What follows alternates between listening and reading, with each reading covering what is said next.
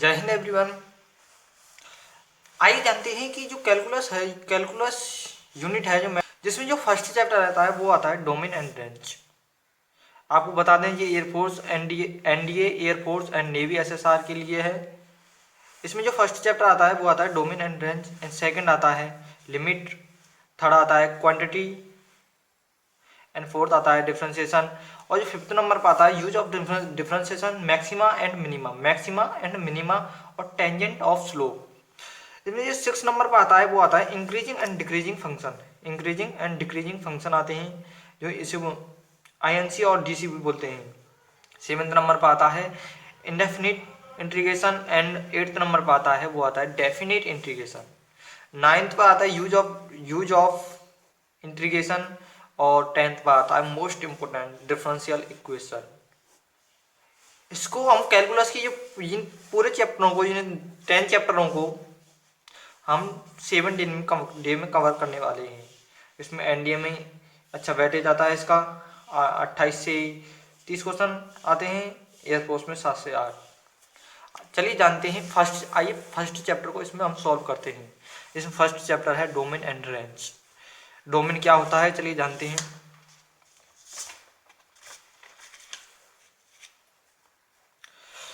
चलिए जानते हैं डोमेन क्या होता है कि what is domain of function. Domain क्या है? डोमेन है फलन y बराबर एफ एक्स में यह जिस पर निर्भर करता है, यह जिस पर निर्भर करता है उसे डोमेन कहते हैं, डोमेन कहते हैं। यह जो y बराबर फलन है, y बराबर एफ एक्स है, यह जिस पर निर्भर करेगा उसे हम डोमेन कहेंगे। यह किस पर निर्भर कर रहा है? यह x पर निर्भर कर रहा है, यह x पर निर्भर कर रहा है।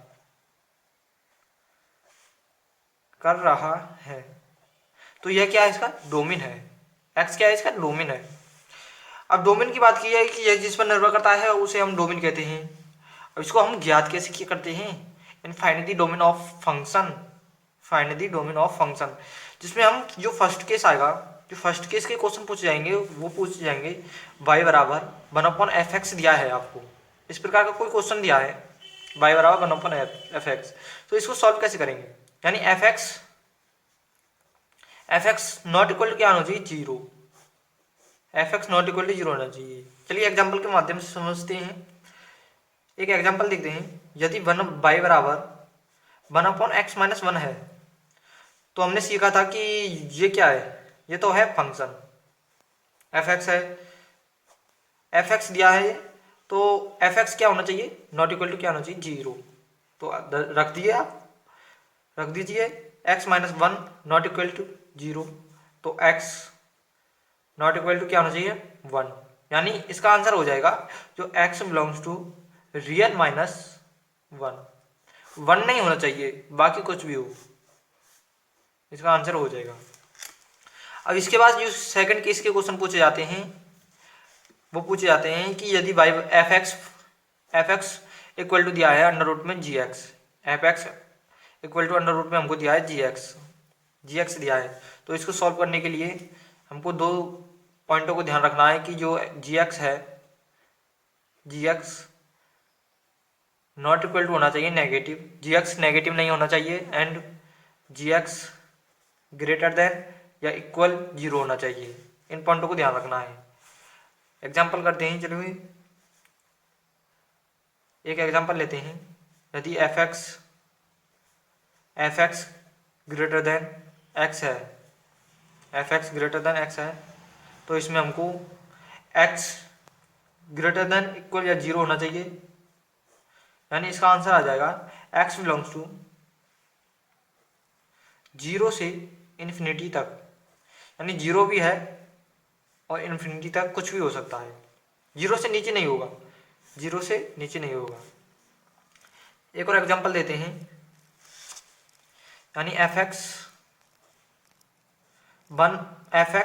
अंडर रूट में x प्लस मान लीजिए 1 है, तो इसका आंसर होगा वो होगा x plus one greater than 0, तो हो जाएगा x ग्रेटर देन -1, या इक्वल भी हो सकता है। तो यहाँ पर आंसर हो जाएगा x बिलोंग्स टू -1 से इन्फिनिटी तक, यह आंसर हो जाएगा इसका। जो जो तीसरा केस आता है वो वेरी वेरी मोस्ट इम्पोर्टेंट है, वेरी वेरी मोस्ट इम्पोर्टेंट बोलते हैं जिसे, यहाँ से क्वेश्चन फंसते ही हैं। जो तीसरा केस है वो है f(x) इक्वल टू 1/√में gx। आपको क्या लगता है कि कैसे बना हुआ है? देखिए, जो केस फर्स्ट है वो कहता है कि जो gx है नॉट इक्वल टू 0 होना चाहिए, gx नॉट इक्वल टू 0 होना चाहिए। एंड केस सेकंड है वो कहता है gx ग्रेटर देन 0 होना चाहिए, या इक्वल भी हो सकता है, होना चाहिए। तो ये केस फर्स्ट और केस सेकंड से ही मिलकर बना है। केस फर्स्ट क्या था, 1/gx था, सेकंड क्या था, अंडर रूट में gx था। तो यहाँ से जो लिख रहेगा वो होगा जो gx है ग्रेटर देन 0 होना चाहिए, इस केस में gx ग्रेटर देन 0 होना चाहिए। उसी क्वेश्चन को लेते हैं, एक एग्जांपल देते हैं कि यदि f(x) इक्वल टू 1/√में x प्लस 1 है, f(x) 1/√में x प्लस 1 है, तो क्या होना चाहिए, x प्लस 1 ग्रेटर देन 0, यानी x ग्रेटर देन क्या होना चाहिए, -1। x समान -1 से बड़ा होना चाहिए, यानी -1 x बिलोंग्स टू -1 से इन्फिनिटी तक। यहाँ पर -1 इंक्लूड नहीं है, या उधर उस बार केस में सेकंड केस में इंक्लूड था, इधर इंक्लूड नहीं है। केस फोर्थ आता है, इस फोर्थ यानी sine inverse x and cos inverse x का डोमेन क्या होता है। इसमें sine inverse x cos inverse x का डोमेन होता है वो -1 से 1 तक होता है, यानी -1 भी इंक्लूड है, 1 भी इंक्लूड है। इसे ऐसे कर सकते हैं, 1 greater than x less than greater than x and less than 1 से लेस देन है। जो tan और tan inverse x cot inverse x का जो डोमेन है वो क्या होता है, वो होता है x belongs to C R, कुछ भी हो सकता है। Second inverse x and cosec inverse x में होता है, second inverse x and cosec inverse x में होता है कि जो x है belongs to not belongs to -1 से 1 तक, 1 के बीच में, यानी -1 और 1 के बीच में जो भी आएगा वो नहीं होना चाहिए इसके, ये कहता है। आइए एक एग्जांपल देखते हैं। साइन इनवर्स एक्स -1 का डोमेन बताना है। डोमेन क्या होगा, तो हमने देखा था कि साइन इनवर्स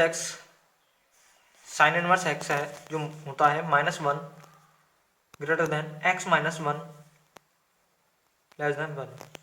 तो इसको हम खत्म करते तो यहाँ पर -1 दोनों +1 x +1 और 1 + 1, ये तो हो जाएगा 0 x 2। तो यहाँ पर जो आ जाएगा आंसर आ जाएगा x बिलोंग्स टू 0 से 2 तक, 0 से 2 तक होगा आंसर। अब जो फिफ्थ नंबर का जो केस आता है वो आता है लॉग का। लॉग वाले क्वेश्चनों में हम क्या करें, इस प्रकार की कोई क्वेश्चन पूछा गया है, कि f(x) equal to log x1 x2, base में x1 दिया है और x2 दिया का डोमेन ज्ञात करना है। तो आपको ध्यान रखना है जो x1 ग्रेटर देन 0 होना चाहिए, x2 ग्रेटर देन 0 होना चाहिए and x1 not equal to क्या होना चाहिए, 1। इसके माध्यम से हम आंसर देंगे। और यहाँ पर ये क्वेश्चन है, ये लॉग बेस में 2x, तो क्या होना चाहिए, x greater than 0, x greater than 0 होना चाहिए। तो इसका आंसर हो जाएगा होगा x बिलोंग्स टू 0 से इन्फिनिटी तक हो जाएगा। ये 0 नहीं रखना है, इधर हमको 0 नहीं रखना, इधर अब साफ मना किया गया है 0 नहीं करना। सेकंड एग्जांपल, यानी f(x) equal to log base में mod x and x square.